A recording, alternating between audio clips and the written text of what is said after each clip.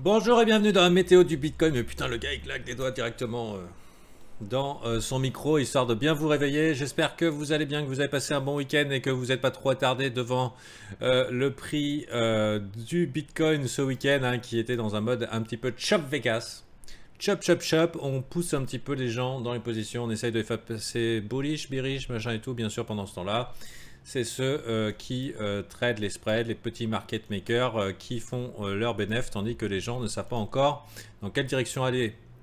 Je ne vous cache pas que probablement ces mêmes personnes-là qui tradent ce spread, ces market makers, essayent tout simplement soit de vous faire aller dans une direction, de vous faire prendre une décision du côté majoritaire, bien sûr pour la faire à l'envers, et que pour l'instant on est en mode on ne sait pas, enfin en weekly je ne vous cache pas qu'on sait la direction qu'on va. Je pense à cette chanson Should I Buy Back, vous la connaissez? Should I Buy Back, ta ta ta ta ta, my wife left me, tu vois. C'est excellent, sa femme l'a quitté, Looking for Help, c'était quand? Je crois que c'était quasiment au niveau du bottom, donc ça fait... C'est très intéressant d'avoir ce genre de sentiment, mais je pense qu'on est dans cette incertitude. Et sur le Should I Buy Back, bon, si vous venez dans le groupe, sachez que il n'y a pas d'urgence, les bottoms on les voit, les tops on les voit, et malheureusement, bah, ils n'arrivent pas en 2 minutes, et par exemple ce top là c'est dessiné en 3 mois. Pff, fait chier. Fait chier. La bonne nouvelle, c'est que quand on sait et qu'on apprend un petit peu une méthodologie de trading, eh ben, le vrai bottom, celui qui vaut la peine de mettre la ferme, eh ben, on le verra aussi.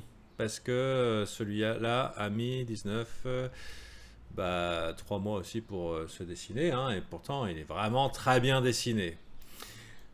J'ai bien aimé hier dans la vidéo de Brian qui s'appelle Crypto and Stock Trading. Vous voyez ici, c'est gratuit, c'est toutes les semaines il le fait, le Broiler Chicken Show. Et c'est 1h30, 1h40 juste sur la crypto. Ça vaut de l'or, c'est mon mentor. Son discours, je le connais. Mais j'ai appris sa méthodologie, j'ai appris sa manière de penser. Mais n'empêche que c'est vraiment de l'or offert. Donc si vous voulez un petit récapitulatif hebdo, sachez que c'est très intéressant et j'ai beaucoup aimé, je l'ai noté dans mon journal puisque je continue de tenir mon journal. J'ai trouvé ça super, super, super, super. As the public, we want to think that we have a lot of purchasing power and we control the fates of the market. But that's the big boys that put top and bottoms. Et tu vois, si j'ai pris pris le temps de vous le noter, c'est pour vous la ressortir aujourd'hui. Je ne vais pas vous faire croire que c'est moi. Mais nous, en tant que public, on veut être les premiers au tournant. On veut acheter ce fucking bottom. Je vous l'ai dit, c'est psychologique, c'est hyper satisfaisant. Et c'est aussi pour ça que le public a tendance à se faire rect, parce qu'il trade contre tendance. Voilà, tendance, bon, ça fait répétition. Mais c'est pas nous qui posons le bottom, d'accord? C'est les big boys, c'est ceux qui ont les milliards. Et on a le temps de les voir faire. On a le temps. C'est à ça qu'on voit. À quoi on les voit faire? C'est à un W, d'accord?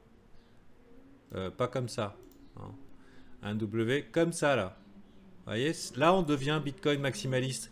Pourquoi? Non pas parce qu'on a un génie, on a acheté là, puisque... La confirmation qu'on est un génie, c'est que les big boys, donc ceux qui ont les milliards, soient d'accord et qui ont envie de retourner le truc.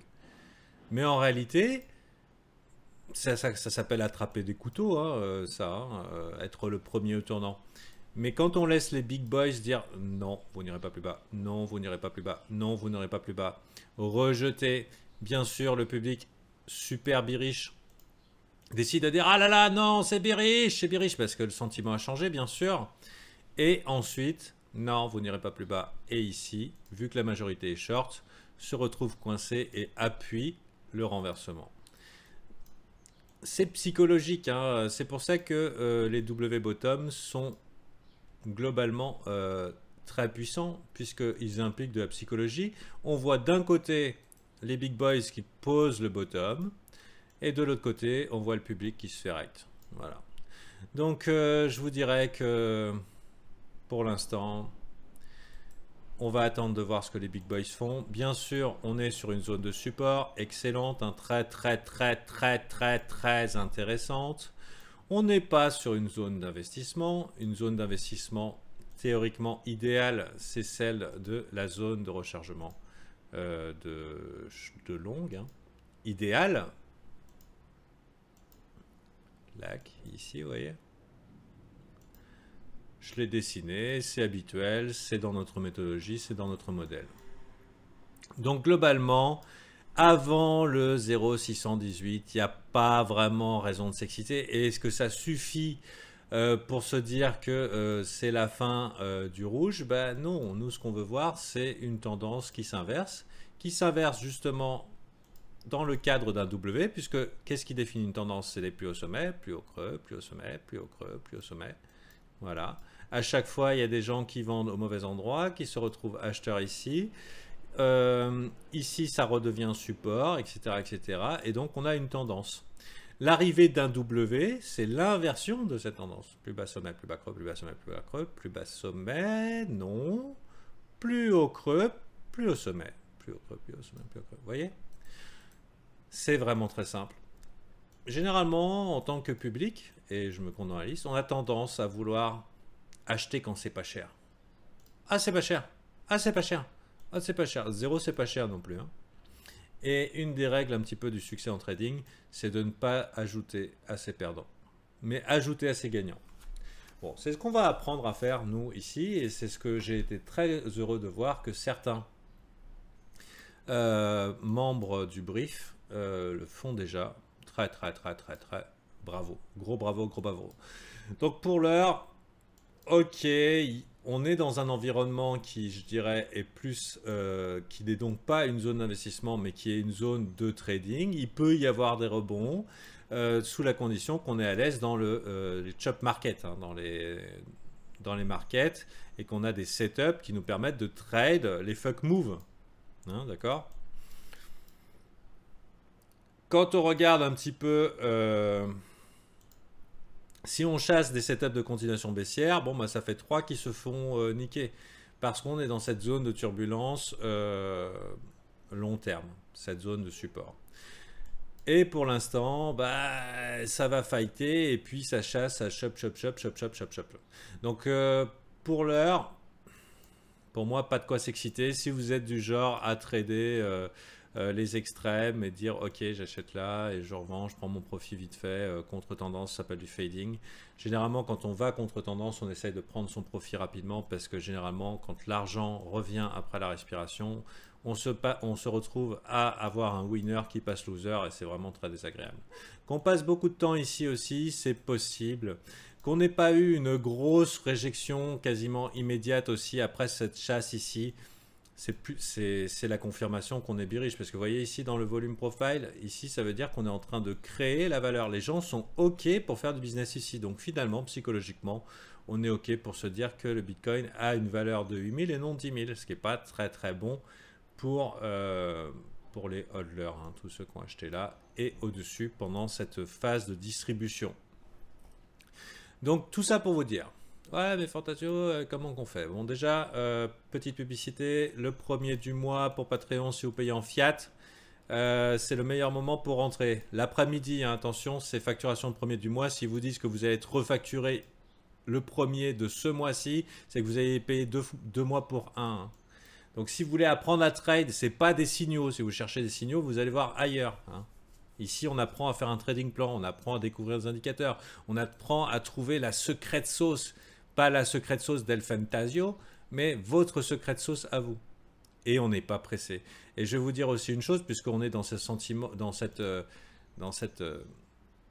état d'esprit du marché, should I buy back, hein, on ressent ce sentiment d'urgence, de « Ah oh, putain, il faut que j'achète le bottom ».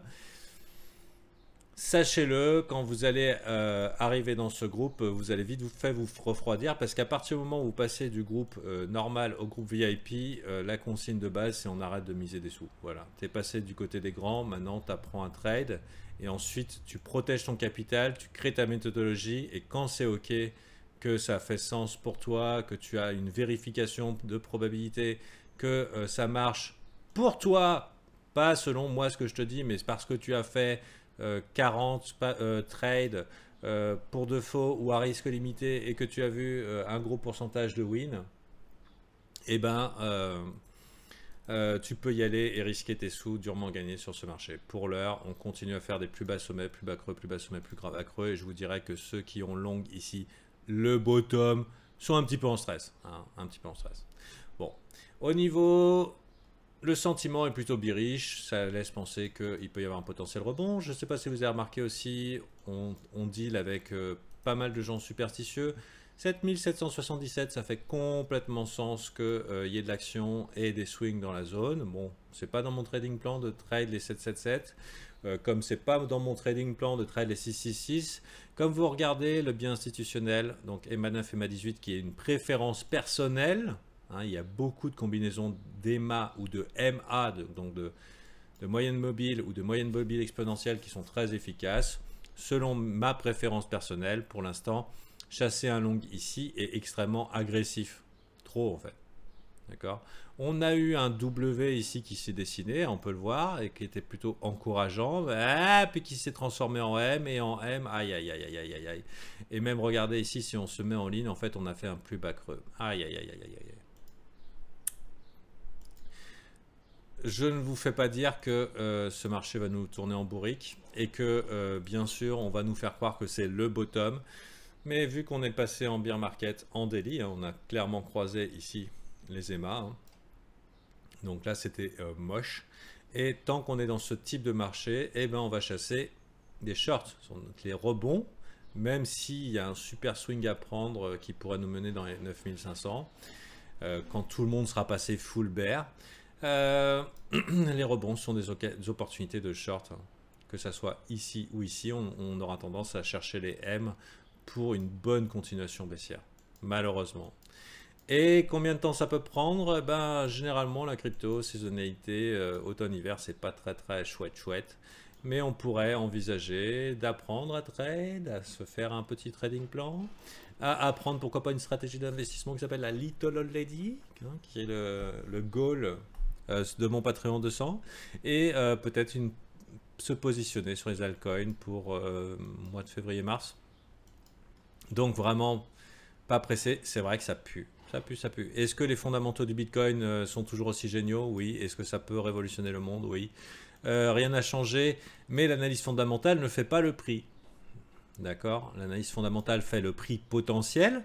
Si vous êtes holder et que tout va bien, oui, il y a probablement des chances que vous êtes encore parmi les early adopters. Mais qu'est-ce qu'il y a mieux que d'acheter un Bitcoin à 10 000? C'est de l'acheter à 4 000 si l'opportunité nous en est faite, qu'on a des W. Donc maintenant, on voit qu'il n'y a pas de W. Hein, on n'a pas encore le bottom dessiné. Est-ce qu'il peut arriver? Oui, ici, là, vous voyez là? On peut mettre l'alerte, on se dit, hey, dis donc, on commence à faire des plus hauts creux. Mais attention. Des plus hauts sommets, pardon. Mais attention, pourquoi? Parce qu'on a EMA 13 qui fait office de résistance. On pourrait avoir une petite chasse au stop ici pour repartir malheureusement encore plus bas. Parce que dès qu'on commencera à faire des plus hauts creux, le sentiment va passer de bullish, parce qu'en fait on est encore très bullish dans l'âme, hein. Je vous rappelle qu'on est tous entre survivants et que fondamentalement tous ceux qui sont là sont des gens qui croient au Bitcoin grave. Pourquoi ils y croient au Bitcoin grave? Parce qu'avec 80% de baisse, ils sont encore à fond. D'accord? C'est comme les alts, ça. Donc on est tous bulls. Après maintenant, est-ce que y a de l'argent qui va arriver dans ce marché? Donc à part les big boys qui disent ok, on flush tout le monde et on décide de repartir parce qu'on est en zone on se fait une accumulation long terme tant que le public n'est pas impliqué, pourquoi pas? Donc on dépouille les quelques survivants de ce marché, pourquoi pas? Ok. Malheureusement, si on veut qu'un prix monte et que si on veut, voilà, il nous faut des nouveaux acheteurs. Et ces nouveaux acheteurs, comment on les obtient? Eh ben, on les obtient en faisant des pompes de 300% en 3 mois. Je crois qu'ils sont déjà là, ils sont là pour la technologie, quoi. Investisseurs long terme. Donc nous maintenant il nous faut timer. Si vous êtes acheteur, ça fait sens et c'est très raisonnable d'acheter sur les descentes, hein, d'accord, puisque c'est ce que font les pros, acheter sur les descentes. Mais les pros, ils ont le pouvoir de poser les bottoms, hein, pas nous. Ouais, il y a Amixem qui est investisseur long terme. Mais ce qu'il y a, c'est qu'Amixem était believer du Bitcoin bien avant de faire sa vidéo, puisqu'il a mis, avant de se mouiller, disons, on a vu son hésitation, on avait vu ses tweets, et donc il était dans... Il attendait une confirmation pour pas dire des conneries. Ce qu'il y a, c'est que comme la confirmation vient toujours du passé, c'est parce que c'est monté, ça va monter. Ça, c'est quand on pense public. Et pareil, quand ça descend, on pense que ça va descendre. Donc, pour l'instant, pas de bottom. Ce que je veux dire tout simplement, c'est qu'on est peut-être dans une situation de trade, swing trade, etc. etc. Donc, pour guetter ça, on va attendre sagement en 4 heures. D'accord? 4 heures. Bon, vous voyez un petit peu ces émas là, elles sont vraiment pas chouettes. Bon, pas de W. Les W, pour ceux qui ne savent pas c'est quoi, c'est quand le deuxième creux est plus haut, hein. Si c'est plus bas, c'est pas bon. C'est un mégaphone et c'est un peu casse-gueule. Puisque ça fait ça, c'est pas un environnement où on peut être safe. Donc ne misez pas la ferme et que sur la descente, si vous voulez acheter, juste gardez beaucoup de poudre. La poudre, c'est le cash. Parce que qu'est-ce qu'il y a mieux que d'acheter du Bitcoin un petit peu à 7008, c'est d'en acheter beaucoup à 4000 ou à 3000 ou à 1000, qui sait, hein, tant que ça reverse pas, hein. On va pas forcer, hein. Donc laissons les big boys nous montrer le chemin, on va les suivre comme des petits poissons. J'aime bien sur les requins, si vous connaissez les requins là,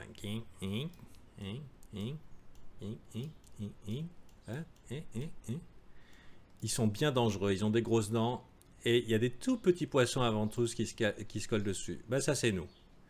Plutôt que de se faire bouffer, suivons-les. On peut les repérer et c'est ce qu'on va faire. Allez, à bientôt, c'est-à-dire à demain. Pour l'instant, je vois pas de longue et je sais que c'est pour ça que vous êtes venus.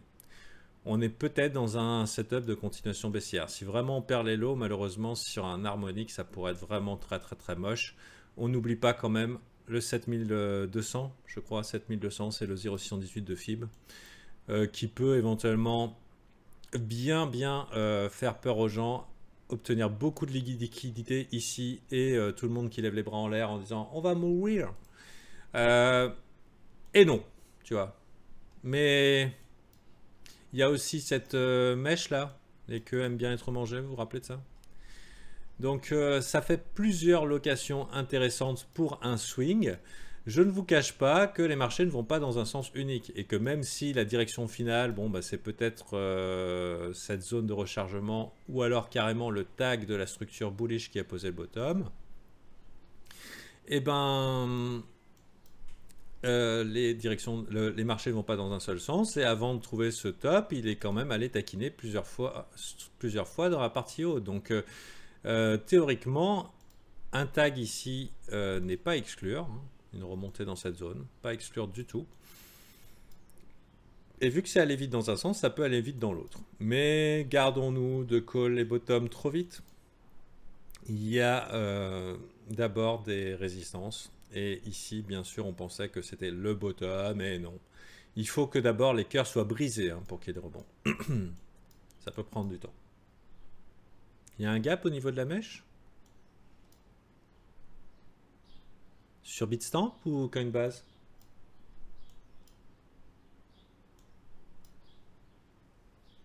Nomis. J'ai pas vu. Bon, ah oui, bien sûr, le gap de BTC One, pardon, du CME, ce qui fait complètement sens. Hein. J'ai beaucoup aimé dans la montée où les gens disaient ah là là, il y a le gap, il y a le gap, il y a le gap. Mais tu vois, ils voulaient vraiment pas voir celui-là. Hein. Ils savent tous que ça devait être bouché ici, mais celui-là, alors là, personne ne veut le voir. Hein. Mais il est bien là. Hein. Merci, Nomis. Donc, Nomis. Donc oui, effectivement, hein. Les queues aiment bien être mangées et les gaps aiment bien être bouchés. Sur Investopedia, ils disent que les gaps aiment bien être bouchés sur la montée, mais c'est faux, hein, c'est dans les deux sens. Hein. Un jour ou l'autre, c'est bien. C'est pas toujours vrai sur tous les échanges de par la faible liquidité, mais je pense qu'ici on a affaire à des acteurs sérieux. Donc voilà. Sur ce, à demain. C'était long comme météo, mais du coup vous avez été remboursé un petit peu de ce chiantissime... mise en garde hein, de samedi. Il y en a qui ont été, vendredi, il y en a qui ont été frustrés hein, par ça. Bah écoutez, c'est mon job de vous rappeler d'être capable de pouvoir revenir demain, d'être en position de force. Donc voilà. Et puis aussi de faire la pub pour mon service, hein, puisque cette météo du Bitcoin ne me permet pas de vivre de mes vues. Hein, faut pas déconner. Hein. Je fournis un service qui est celui de vous apprendre à trade, de créer un trading plan qui vous ressemble et ne pas vous vendre une méthode toute faite, révolutionnaire qui élimine toutes les autres, mais de vous donner un buffet garni de plein de possibilités et à la fin de dire ok, j'ai trouvé ma routine qui me plaît, qui correspond à ma personnalité et qui me permet de revenir sur le marché. Et je vais vous dire une chose qui marche sur ce marché, mais sur tous les marchés de l'univers. Hein. Si c'est pas les cryptos, ce sera le cannabis. Si c'est pas le cannabis, ce sera peut-être les hanches bioniques pour les vieux. Les vieux retraités, les baby boomers, j'en sais rien. L'intelligence artificielle, machine learning, enfin voilà, un marché est un marché. Et ils ne sont pas aléatoires pour la simple mesure qu'elle est animée par des humains qui ont peur et qui sont avares. Voilà. Donc on peut tirer son épingle du jeu de tout ça. Bonne journée! Et à bientôt dans l'équipe, j'en suis sûr. Bye.